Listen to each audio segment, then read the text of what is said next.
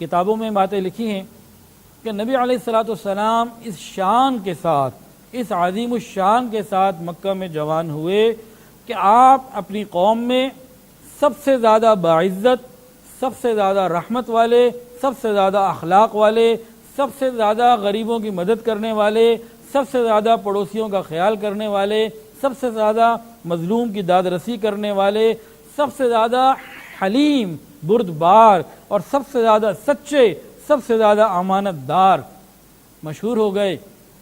اور اسلام لانے سے، یعنی کہ نبوت ملنے سے، اعلان نبوت سے، آپ تو ہمیشہ سے نبی ہیں، اعلان نبوت سے پہلے کے اخلاق پہلے مکہ میں آپ کے کیا مشہور تھے؟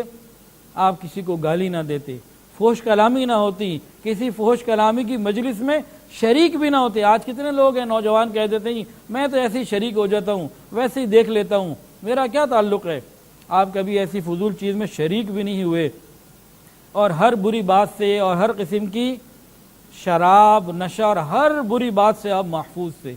آپ کے ان پاکیزہ اخلاق کی وجہ سے پورے مکہ میں آپ کی عزت تھی، آپ صادق اور امین کہلایا کرتے تھے۔ ایک صاحب تھے صحابی حضرت عبداللہ ابن ابی الحمصہ رضی اللہ تعالیٰ عنہ فرماتے ہیں کہ میں نے نبی علیہ الصلوۃ والسلام کے ساتھ تجارت کا سفر کیا اور تجارت میں آپ کے ساتھ شریک رہا ہوں۔ یہ عبداللہ ابن صائب فرماتے ہیں کہ زمانہ جاہلیت میں رسول اللہ صلی اللہ علیہ وسلم کا شریک تجارت تھا۔ پھر جب میں مدینہ حاضر ہوا اسلام قبول کرنے کے لیے، میں نے پوچھا یا رسول اللہ مجھے پہچانتے ہیں؟ نبی علیہ السلام نے فرمایا کہ ہاں میں آپ کو پہچانتا ہوں۔ اور ایک جگہ اس طرح لکھا ہے کہ جب نبی علیہ السلام نے پوچھا مجھے پہچانتے ہو؟ کہتے ہیں کہ میں نے کہا جی کیوں نہیں پہچانتا، آپ تو میرے شریک تجارت تھے، اور کیا ہی اچھے شریک تجارت تھے، نہ کسی بات کو ٹالتے تھے، نہ ہی کسی بات میں جھگڑا کیا کرتے تھے۔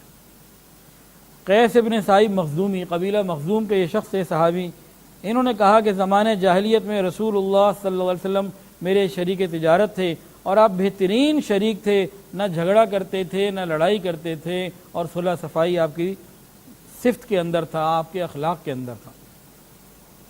عبداللہ ابن ابی الحمصہ، یہ واقعہ بہت ہی عجیب ہے، جو کاروباری لوگ ہیں یا ہم لوگ سب اس کو سمجھیں۔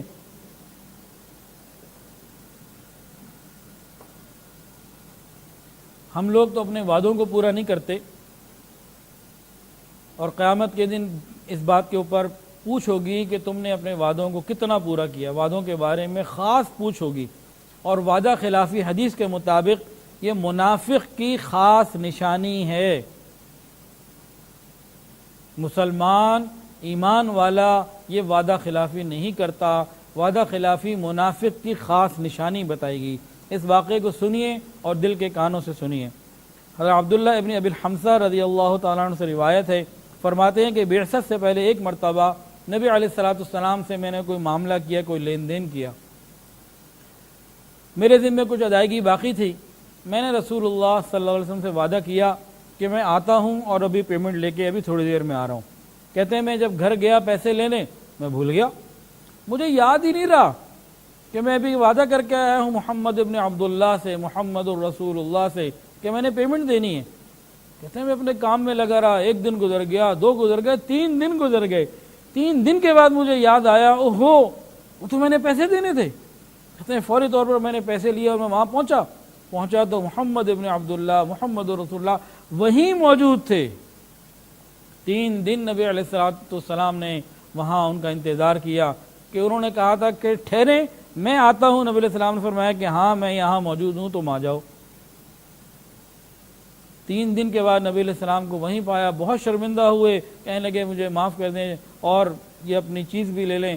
نبی علیہ السلام نے اور کچھ نہیں کہا، صرف اتنا کہا کہ تم نے مجھے زحمت دی، میں 3 دن سے یہیں تمہارا انتظار کر رہا ہوں، تم نے مجھے زحمت دی، میں 3 دن سے انتظار کر رہا ہوں۔ اتنی ہی بات کی، 3 دن کے یعنی 72 گھنٹے کے انتظار کے بعد ایک جملہ بول کے بات کو مکمل کرتے۔